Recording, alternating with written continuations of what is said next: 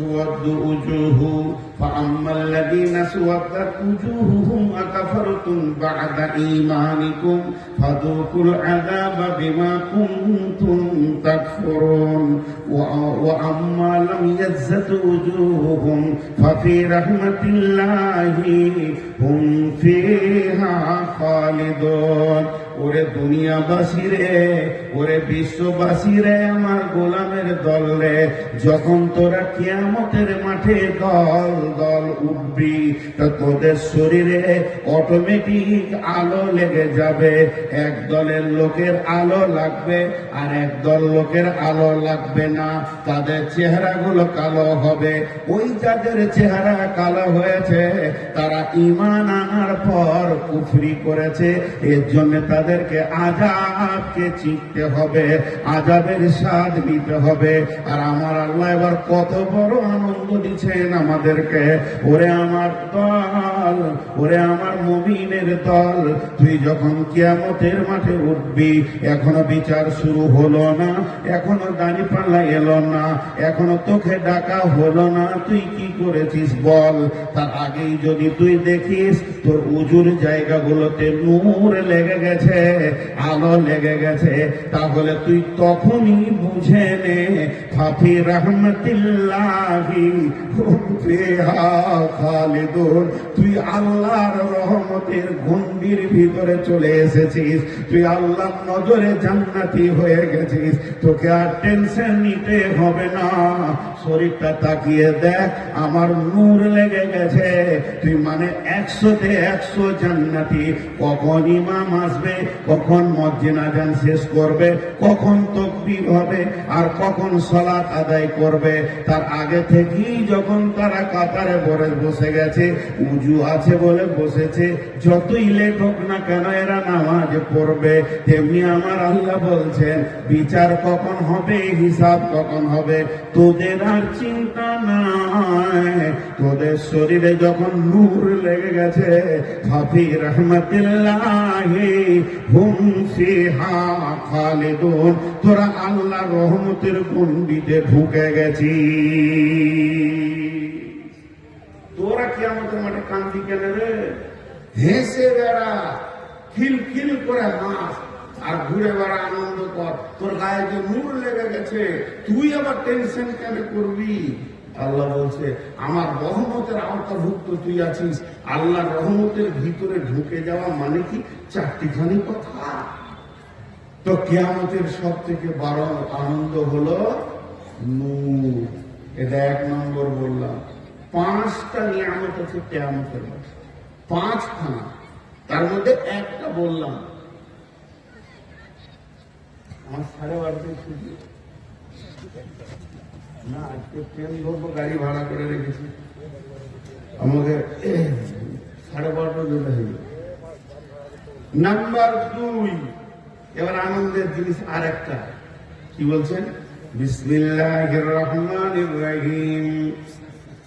দেখবেন বাচ্চা ছেলেদেরকে যদি কিছু খাবার দেওয়া হয় তো কি করে? 2বার 4বার লাভ হয় না? এই লাফানোতে কি বোঝা যায়? যে আনন্দ পেয়েছে। তো হাসরের ময়দানে লাভ হবে, কত আনন্দ পাবে, জুর দাঁড়িয়ে থাকবে না, দৌড় মারবে চারিদিকে।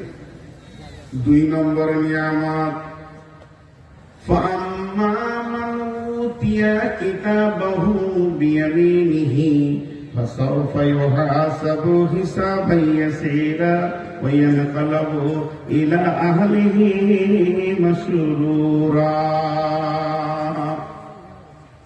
ফাম্মা মান উতিয়া কিতাবাহু বিয়ামিনিহি ফাসাউফা ইউহাসাবু হিসাবান ইয়াসীরা।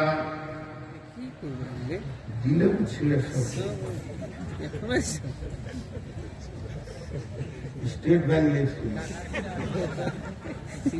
ওয়ায়ানকালিবু ইলা আহলিহি মাসরুরা। আল্লাহ বলছে শোন, বাচ্চা ছেলেকে বিস্কিট দিলে যেমন লাফায়, কেক দিলে যেমন লাফায়, আনন্দ করে, আমি রব যাদের ডান হাতে সার্টিফিকেট দিব, এটা তার যে কত বড় আনন্দ হবে যখনই পেয়ে যাবে ডান হাতে, আর এইরকম বলবে আমি কামিয়াব, আমি কামিয়াব, আমি কামিয়াব, আমি সফল কাম, আমি সফল কাম। দেখ দেখ দেখ ওরে আমার বন্ধু, দেখ আব্বা, দেখ ওয়ান কালিবু ইলা আহলিহি, সে তার বিবিকে বলবে, মাকে বলবে, আব্বাকে বলবে, বন্ধুকে বলবে। তাহলে কিয়ামতের মাঠে আনন্দ নাই? কে বলল?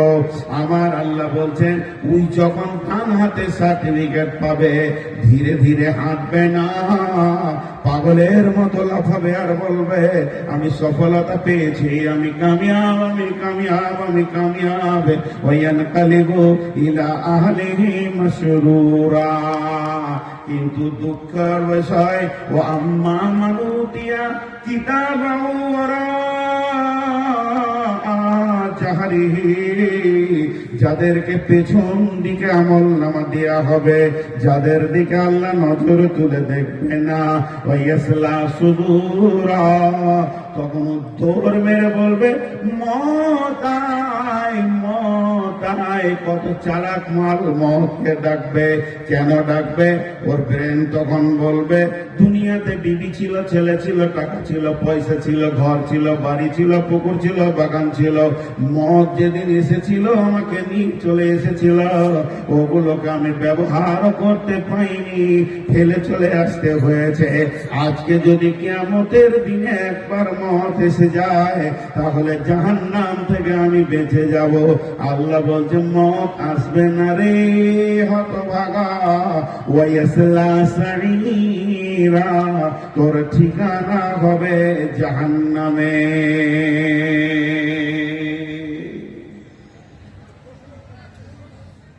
তাহলে কত বড় আনন্দ ডান হাতে সার্টিফিকেট। আল্লাহ আমাদের প্রত্যেককে মাফ করুন এবং ডান হাতে সার্টিফিকেট পাওয়ার তৌফিক এনায়েত করুন, আমিন। এবং আল্লাহ আমাদেরকে প্রত্যেককে ডান হাতে সার্টিফিকেট দান করুন, আমিন, আল্লাহু আমিন। তাহলে এটা হলো তৃতীয় আনন্দ।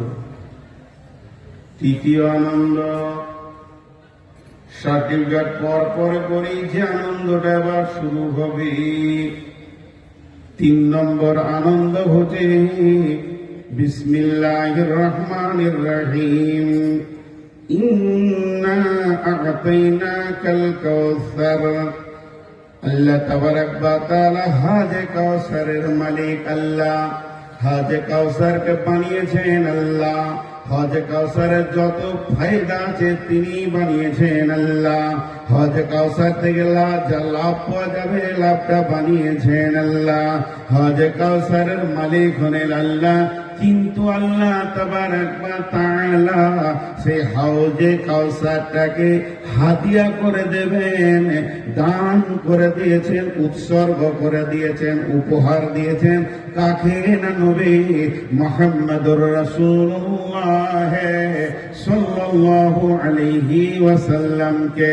আল্লাহ এই জন্য বলছেন ইন্না আ'তাইনাকাল কাউসার, নিশ্চয় আমি তোমাকে হজে কাউসার দিয়ে সম্মানী করেছি। নবী হে, ওই কঠিন কিয়ামতের দিনে শুধু হজে কাউসারের পানির জন্যে, কাউসারের পানির জন্যে তোমার কাছে ভিড় লাগাবে। উম্মতেরা সামান্য পানির জন্যে গিয়ে তোমার কাছে ভিড় করবে। হজে কাউসারটা কেমন? যত দূর চোখে নজর যাবে, এ কিনারা ও কিনারা দেখা যাবে না। সেটা গোল নয়, লম্বা নয়, চৌকান্না হাওজ হবে।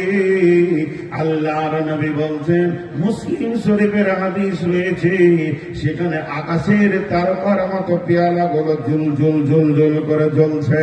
আল্লাহর নবী একটা করে পেয়ালা নেবেন আর উম্মতকে ধরিয়ে দেবেন, উম্মত রে তুমি পান করো।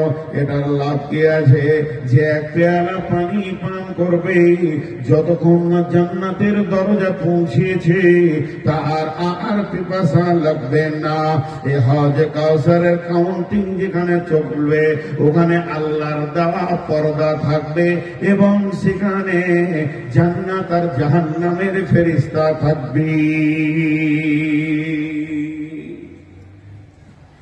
দুই ধরনের ফেরেশতা থাকবে।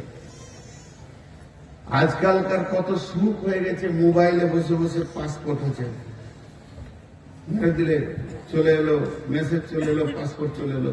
আমি যখন প্রথম পাসপোর্ট করি, কলকাতায় যে লাইন দিতে হয়েছে, ভোরবেলায় ফজরের আগে উঠেছি, রাতের ট্রেনে গিয়েছি, লাইন দিয়ে দাঁড়িয়ে আছি, পেট চুঁচু করছে, ভোগ লেগে গেছে, নাস্তা খেতে গেছি না, লাইন ছাড়া যাবে,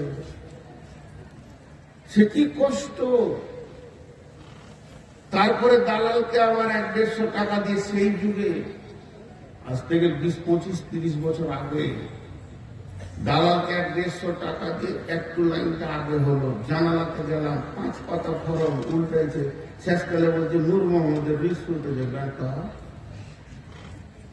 তো হবে না স্যার, বলছে না আজকে হলো না, আবার 17 দিন পর আসলো। ও একটুকু বুঝলে না যে ছেলেটা কত কষ্ট করে এসেছে। তখন তো ছেলে মানুষ ছিল, যে মানুষটা না খেয়ে এতদিন লাইন দেখছে, স্যার একটা ফর্ম দেন, চট করে লিখে নিই, 5 নম্বর হবে।